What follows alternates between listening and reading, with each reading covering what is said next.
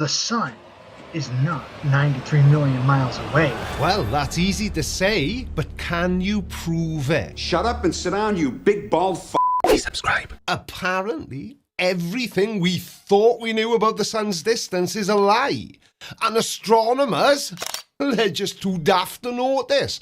But flat earther Kyle Adams, on the other hand, well, he has all the answers. So, let's see what they are, shall we? Why do people think the sun is 93 million miles away? People think that the sun is 93 million miles away because the distance has been determined and refined over centuries through a combination of astronomical observations, geometry, and increasingly sophisticated scientific methods. It's also known as one astronomical unit, or an AU, which is now precisely defined as 149,597,870,700 meters. So, we know because we've measured it. So the real question should be, why do you think it's not? And can you prove it?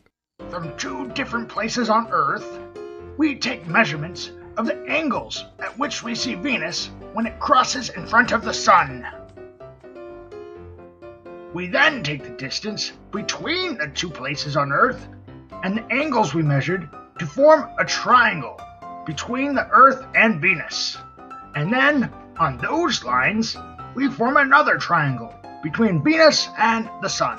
Now, using our trigonometrical skills, we can determine the distance to the Sun. The math is perfect. You can't argue with that. Oh, right, okay. Sounds like somebody actually read the textbook description of how it's done. Impressive. The maths is perfect, you're absolutely right. Which makes me wonder why exactly we're having this conversation. Unless, of course, there's some tiny insignificant detail you believe modern science completely overlooked, like, say, the medium light travels through, maybe. So how are they wrong? Well, they're not, but I'm sure that whatever you're about to say will be very entertaining. Completely stupid, but entertaining nevertheless. The math is only as accurate as the measurements that were taken.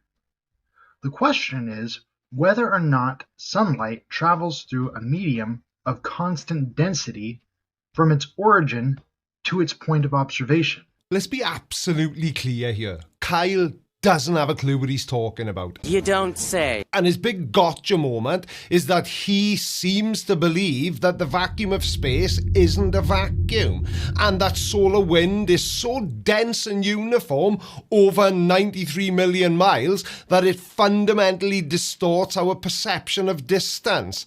So science never thought to factor in things like atmospheric distortion then, did they, Kyle? You see, when light travels through matter that varies in density, it bends. And those trigonometrical triangles only work when light travels in straight lines. Right, because who needs consistent physics when you can just declare that the vast, vast emptiness of space is actually a funhouse mirror for photons? And conveniently, astronomers with all their fancy equipment designed to measure things accurately, well, they somehow missed this pretty significant detail. Now, this is one of the things that bothers me the most about flat earthers, the fact that some of them, like Kyle here, are arrogant enough to claim that all of physics is wrong and that they are right. Really? Yeah, well, light travels through space. What medium does it travel through in space? Light, unlike sound or water waves, doesn't actually need a medium to travel. I'm surprised you don't know that, Kyle, considering you're trying to tell people that an entire discipline in science has got all this stuff so terribly wrong. When sunlight travels through space, it's primarily traveling through a vacuum. Yes, there's solar winds, which is a stream of charged particles, but it's incredibly diffuse, far, far less dense than our own atmosphere. So it's not a medium of constant density in the way you're implying, Kyle, and its effect on light over astronomical distances, while measurable by very sensitive instruments, is absolutely accounted for. According to the World Space Agencies, the sun is constantly spewing out this stuff that they call solar wind, in all directions in varying magnitudes and densities. This solar wind mostly consists of plasma and energetic particles of carbon, nitrogen, oxygen, neon, and magnesium, all of which substances are known to have the capability to refract light when it passes through them. Okay, so he's quoting space agencies now, which is a new level of self-contradiction for the flat earth crowd, but I'll allow it. Yeah, the sun does constantly spew out solar wind. That's a genuine scientific fact. And yes, it consists of plasma and various elements like carbon, nitrogen and oxygen. But here's where the thinking stops and the making stuff up begins. What Kyle conveniently forgets to mention is the scale we're talking about. Imagine it like this. Take a single handful of dust, and then spread that single handful of dust out evenly across an entire continent. That would be closer to the density of solar winds in space. But solar wind is really thin. It can't refract light when it's so thin. Well, let's think about that for a second. Yeah, that's not bad advice, actually, coming from a flat earther, and it's a shame you can't take your own advice. Because if you had taken your own advice and thought before you spoke, then this video probably wouldn't exist. According to the World Space Agencies, the whole reason comets have tails is because of the amount of friction created when these comets travel through this solar wind. So solar winds are like a cosmic sandpaper then. You really need to stop just making stuff up when you don't actually understand the concept, pal. Now, comets do interact with solar winds, absolutely, but it's not primarily friction in the way that Kyle is imagining it. As the comet gets closer to the sun, the ice on its surface turns directly into gas and it sublimates. The gas carries dust particles with it, forming the dust tail. The solar wind, which is a stream of charged particles, ionizes some of the gas escaping from the comet. And once these gas molecules become ionized, they are strongly influenced by the sun's magnetic field, which is carried by the solar wind. And this interaction sweeps these ions directly away from the sun, forming a separate, often bluish, kind of straight ion tail. And this tail always points directly away from the sun, regardless of the comet's direction of travel. So, are you telling me that solar wind is thick enough to give a comet a tail, but thin enough not to be able to refract light? Yeah, that's exactly what I'm telling you. Because you seem to think that by saying stuff like solar wind is simultaneously thick enough to give comets tails, but too thin to refract light, is some sort of aha moment. But it completely collapses when you understand basic physics. Comet tails come from the solar wind's incredibly diffuse particles pushing and ionizing the comet's own escaping gases, a process of kinetic energy and electromagnetic forces. But light refraction, which requires a far denser medium than the near vacuum of space, simply isn't significantly affected by the extremely sparse solar winds. Remember the handful of dust and an entire continent analogy? Yeah, I think it's kind of funny. Though most astronomers thoroughly believe in solar wind, you won't read anywhere that they take any account for it when it comes to calculating the distance to the sun. Oh yes, absolutely hilarious, Kyle. Because clearly thousands of highly educated professionals who dedicate their entire lives to precision measurements and understanding the cosmos just collectively decided to forget about a fundamental phenomenon in their own backyard. It's the biggest scientific oversight since somebody thought the Earth was flat. And here's the inconvenient truth for your second gotcha moment. Astronomers absolutely do understand solar wind. They study it extensively, but the reason you won't read anywhere that they account it for simple distance calculations for the sun is because for those calculations, its effect on light refraction is astronomically insignificant. Yeah, pun intended.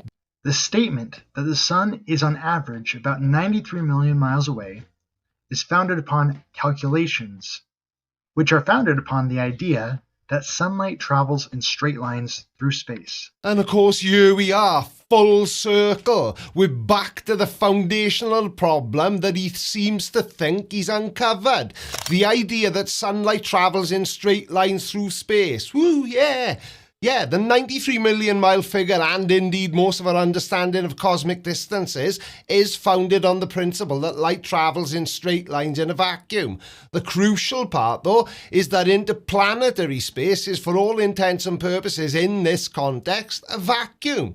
So it's doing what it's meant to be doing. Your entire argument hinges on solar winds being a significant light-bending medium, but it's not. Solar wind is, as I've already said, is so diffuse, it's so much less dense than any medium that would cause noticeable refraction over these distances, that its effect is negligible. It's not a conspiracy, pal. It's just basic physics. Do a bit of reading. The straight line assumption is not a flaw. It's an accurate description of how light behaves in that environment. Trying to argue otherwise is like saying a single mosquito in a football stadium is going to throw off the trajectory of a rocket launch. Take out the foundation, the rest will fall. Well, yeah. What? Now, one last thing that I would like you to keep in mind is even if solar wind were incredibly thin, the more distance you look through something incredibly thin, the thicker it will appear. And that can and does affect the way we perceive the light that travels through it. That would most definitely be the case over a distance of 93 million miles. And is that your last gasp of desperation? Because, you know, even if something is functionally non-existent, if you add enough other non-existent things to it, suddenly it becomes existent? Is that what you were going for? But yeah, in some scenarios, incredibly tiny effects can indeed accumulate over vast distances. That's a real principle in physics. But the operative word here is incredibly thin, or more accurately, incredibly diffuse. I like that word, diffuse. It's my new favourite. I think I've said it so much in this video, it's starting to sound weird. And now that I'm talking about my new favourite word of diffuse, I'm wondering whether I should have been pronouncing it diffuse. But I don't know. And the solar wind isn't just thin, it's so extraordinarily sparse that the interaction probability with photons over these distances is still practically zero in terms of causing a measurable systematic bending that would throw off the calculations of 93 million miles. The effect they're imagining just doesn't happen to the degree required to invalidate basic trigonometry. Out of everything that's on the internet, this is the best thing. I started having voices that started telling me the future and like visions, like stuff in my dreams, and I was getting really crazy.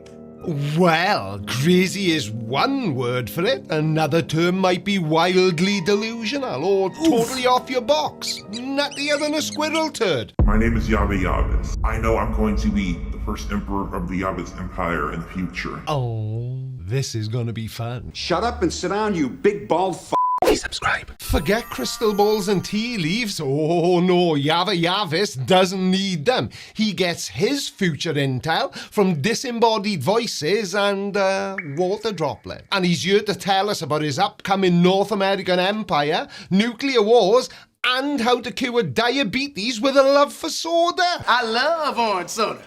And apparently, this should have all happened last year in 2024. Well, we're waiting. My emperor name is Yabe Yabes. I cannot disclose my real name at this time because People may look you up online and discover that you're a fraud. Sorry, I mean discover that you're not actually from the future. Now, at this point, you may be wondering how he knows what is going to be happening in the future.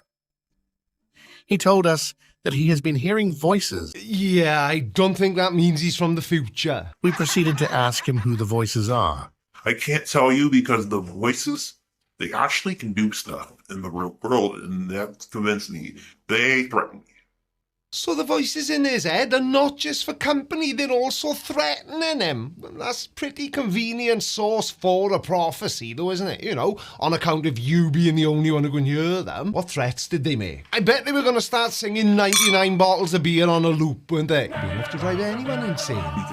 They have superpowers. They have like telepathic powers. They have powers to like send images into your mind. So they sent like images into my mind, and like sometime I'm like, way before COVID, they sent me people wearing masks. I was like, what the hell is this? What the hell is this? I was thinking, I'm crazy. What? Why would I think about people wearing face masks? I didn't even know what face masks were. But if you don't know what face masks are, then if anything, that would mean you're from the past, not the future. Face masks were around for a long time before the lager lurgy showed up and spoiled everyone's fun. I wish I could have talking to Apex TV before that. I would have been proving it right away, but now you're going to say I'm making it up. Well, I don't think you're making it up. Well, that's not technically true because that's exactly what I think. They told me Donald Trump was going to be president for 2 terms. But one time they were saying he's going to win. I was like, so win? That doesn't mean he's going to win in 2020. I didn't think that. I'm stupid. I thought he's going to win in 2020. Well done you. You predicted it before it happened, but only you knew, of course. Predicting a future re-election for a past president after they've lost is less of a prophecy and more wishful thinking, wouldn't you say? Now, these predictions you're making, they aren't particularly accurate so far, are they? I'm starting to think that you may not actually be from the future. A question you guys are probably wondering is, well, who's the last president of the United States? Because, you know, the United States is going to be over. I'm sorry to hear that. For you guys to hear that. And you're going to get mad about it. But it ain't the end of the world like some people think. It's actually kind of better, actually, because you have more freedom. How is the country that's the freest country in the world? You're not actually as free as you say you are. The opposite part? You're a dictatorship that's free. A dictatorship that's absolutely free? Well, that's a new one. And it sounds less like a governing philosophy and more like a paradox. And an empire that you were in charge of is all based on whispers from the future that only you can hear. But I'm not a dictator, I'm an emperor. But it's like a dictator you guys think. And I always thought that dictator was an Irish potato farmer. We proceeded to ask the man if there are any medical advancements to look out for in the future, and this is what he said. One thing that's going to be a problem in the Abbas Empire, but we're going to have to fix, is diabetes. I'm going to make sure the Abbas Empire cures diabetes for one reason. A selfish reason, but it's a good reason. I'm probably going to become a diabetic because I love soda. Is that true? I love soda. I do. So his Yavis Empire, which only he knew about prior to this video, and by a handy bit of luck, he's also the ruler of, is gonna cure diabetes, not through science, but through sheer unadulterated soda-loving will. Now, I'm pretty sure that's not how endocrinology works, but what do I know? What do I... Wait a sec. What do I know? I think it may be time for a break.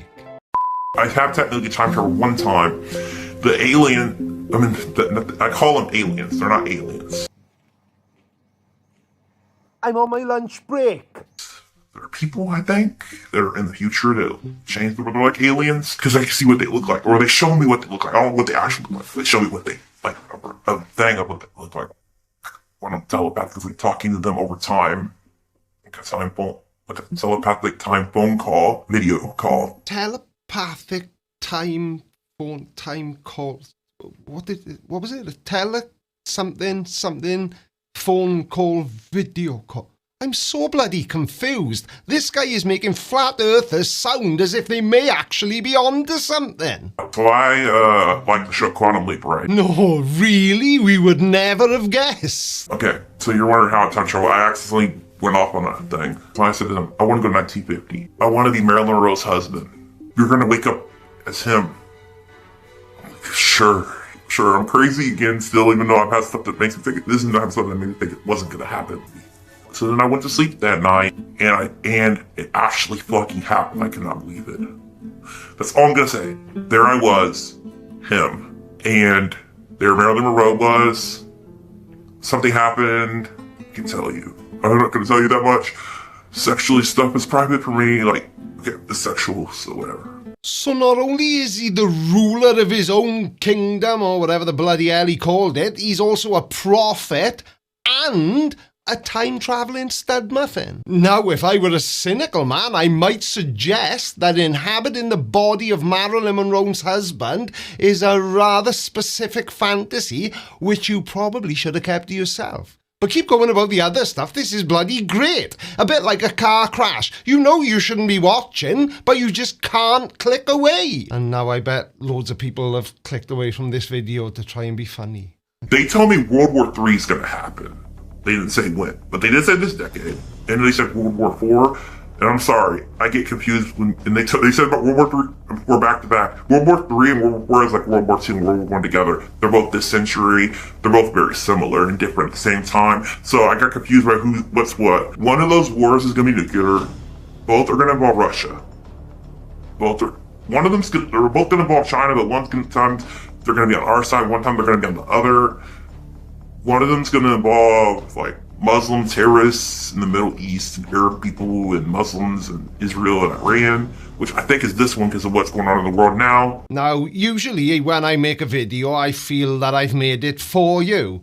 But this time I feel like I'm doing it to you. As if I'm somehow punishing you by subjecting you to the absolute waffle that this guy is spouting. And then like one of them or both of them is going to involve North and South Korea. One day there's going to be one Korea, and then one day the Korea is going to be under Yavuz, where it's going to be Yavuz. It's going to be Korea, but it's a part of Yavuz, which is going to be weird how that works. I'm sure how that works. I wouldn't worry about it, pal. There's nothing about your video that isn't weird. I thought you said at the beginning that Yavuz was basically the new name for America. Why the hell are North and South Korea getting involved? I am the most interesting man. Not in the world, in time, Ben. We proceeded to ask about if there is anything shocking that will be happening in the next few months. Not really. Genius. The first question that you could have really gone to town with and nobody would have been any the wiser, you completely ballsed it up. What an absolute spanner. One question some people will be wondering is that if you can really know what's going to happen in the future, why don't you just ask for lottery numbers to become rich? This guy is no time traveler. If he knew anything about time travel at all, he'd know that you should never try to change your past or future. But with that being said, it would be rather nice to know what this Saturday's lottery numbers are. I asked the voices to give me lottery numbers so I become rich. They said no. Bit spiteful. We asked the man for any physical or visual proof that he actually knows what is going to happen in the future. Here's what he showed us. I know what the flag of the Yavuz Empire looks like. So here's evidence. So I had told them how to design what it looks like. This is what it looks like. Could this be the actual flag of the future Yavuz Empire? I suppose it could, But for now, we'll just call it what it is. It's Mexico's flag and Canada's flag sandwiching the NAU flag. And remember I said he makes flat earthers seem like they might be onto something? Well, I take it back, because even by flat earther standards, this isn't the most compelling evidence for future events, is it? Didn't you bring a packed lunch or anything in some sort of futuristic Tupperware that not only keeps your future food fresh, but it cuts it up and reheats it for you as well so you can eat it? That would be cool. Or whatever they're using in the future instead of smartphones. Haven't you got a brain chip or something? You showed us a flag. A flag? A bloody flag? Now, one terrifying prediction from this man is that nuclear bombs may be used in one of the world wars. We asked him what are the places that will be safe, and here is what he said. It's either World War III or World War IV when nukes are used. The safest cities in the USA are Atlanta, Austin, Columbus, Denver, Indianapolis. I can't say why, except for that the voices said they protect those cities like a nuclear missile's coming there. There's reasons. Oh yeah, there's always reasons, and if you happen to be from any of those places in America he just mentioned, lucky you, because it seems like the rest of us are well and truly We asked him if he believes the voices after all of this. Here's what he replied. The voices, it's only so many things that became true. Then why didn't you include any of those things in this video? I 100% believe them. And I think you guys will too in the next 10 years. When this video is 10 years old, all the people that have watched it since then are going to believe too. Okay, see you in 10 years then. Well, that wraps up this rather enlightening and unique journey into the mind of our self-proclaimed future emperor. Now, I know this video is a bit shorter than you're generally used to when we look at flat earth and mud flood and all the other nonsense, but it's always fun for me to expand my horizons and tackle some fresh, high-grade nonsense for you. We enjoyed unpacking these particularly wild claims with me today because I've had a great bloody time. Out of everything that's on the internet, this is the best thing. The light of the sun clearly covers 60 to 70% of the globe. So we have 60 to 70% of the globe wrapped in sunlight. That's impossible. So, yesterday, July the 8th, 99% of the entire human population experienced sunlight. Remember that sunlight part. And apparently, it proves that the Earth is flat. Spoiler alert, no. No, it doesn't. And let me show you why. Shut up and sit down, you big bald f***. Please subscribe. Now, before we get going, yeah, I'm wearing a white t-shirt, and I know what that always does to the comment section, to which I say... Hey, teacher! Leave my lips alone. That's impossible. July the 8th was a very interesting day. It was the day that even the Weather Channel proclaimed to be an impossible day on the globe. An impossible day on the globe? Well, that's quite the scoop, isn't it? Except, if you actually listened to what the Weather Channel said, you'd know that they were explaining a fascinating population phenomenon, not some grand cosmic conspiracy. Here you go, take a listen. There is a rare phenomenon happening right now across the globe. As of about 3 minutes ago, 7:15 Eastern Time, 99% of the entire world's population is facing the sun. That means we're all experiencing some degree of sunlight at the exact same time, either full daylight or for a lot of other folks, twilight.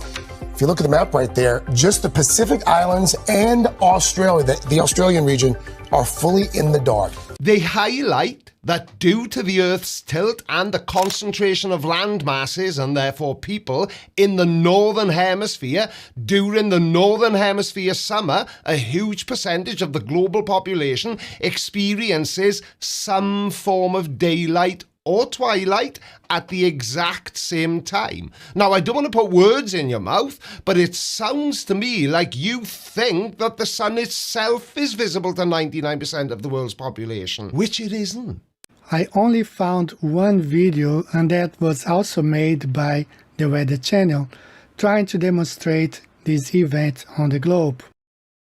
And as we can see here, the light of the sun clearly covers 60 to 70% of the globe. The light of the sun can only illuminate 50% of a sphere at any given time. It's a fundamental principle of geometry. A tangent plane can only touch a sphere at one point, and light rays travel in straight lines. If you're seeing what looks like 60 to 70% covered, you're either looking at a graphic that includes the vast areas in various stages of twilight, or you're looking at a map projection that distorts the area. You're conflating a representation of where people are experiencing light with the actual physical surface area illuminated by direct sunlight. It's a bit like saying because a city like New York at night appears brightly lit, then the entire region must be in broad daylight. No, that's just where the lights are on.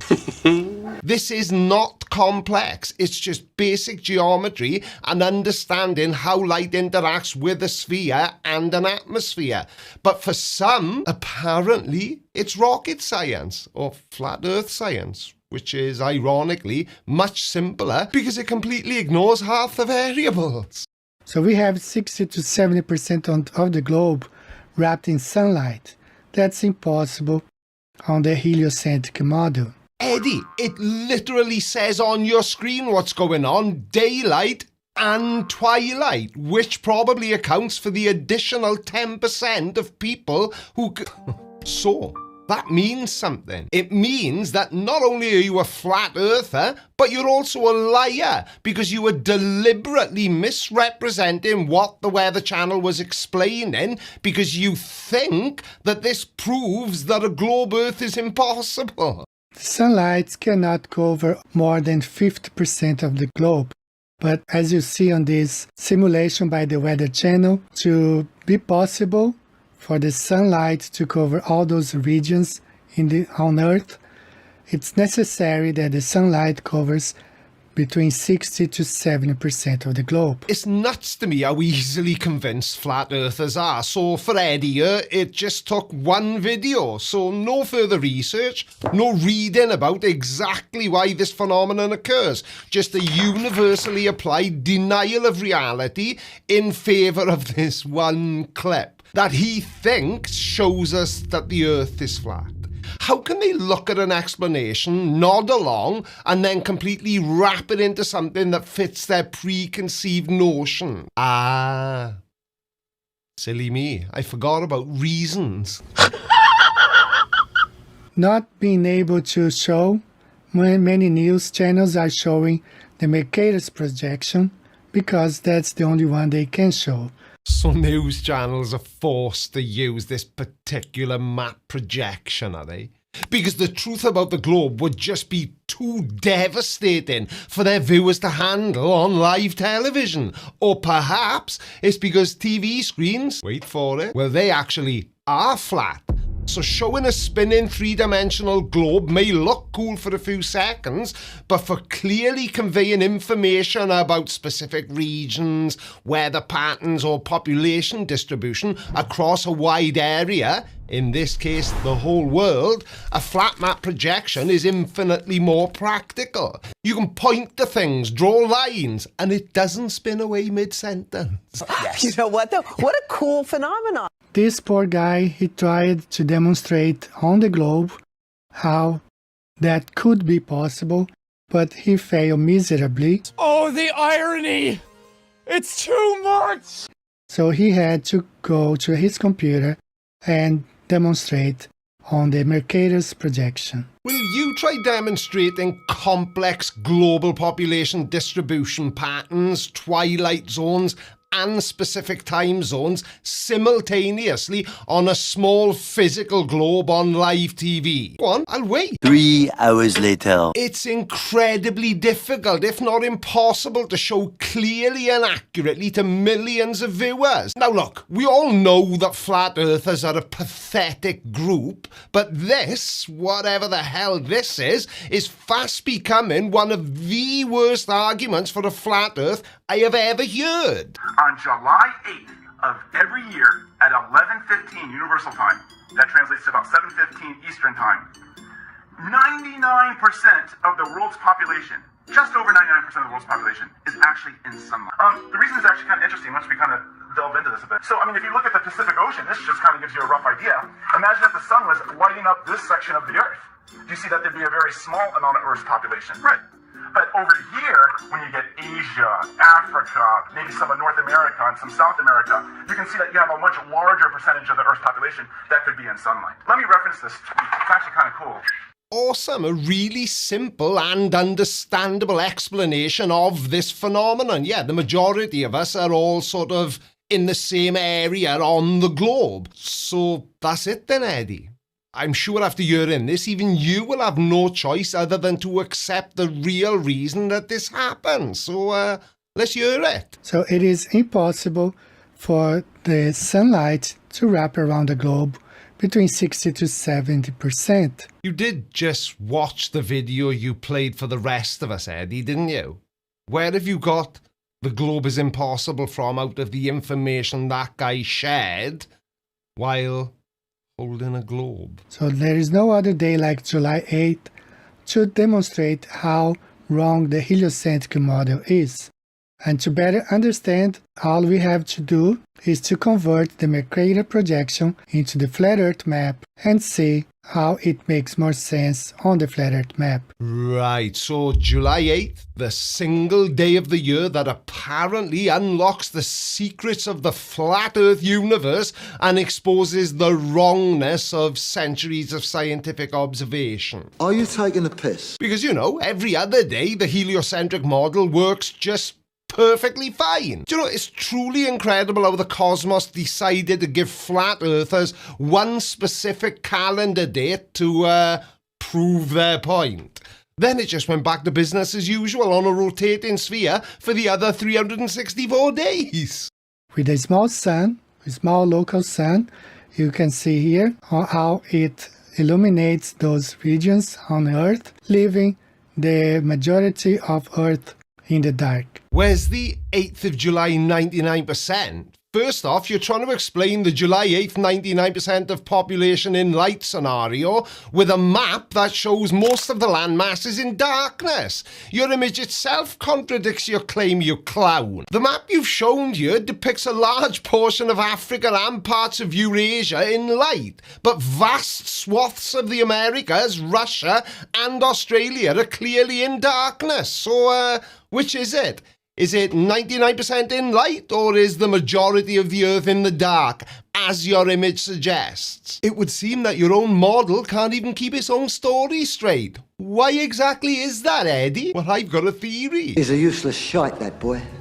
Only on the flat Earth model, even this map by Weather Channel, I converted into a flat Earth map, and you can see here it's better explained with a small and local sun circulating over the flat Earth.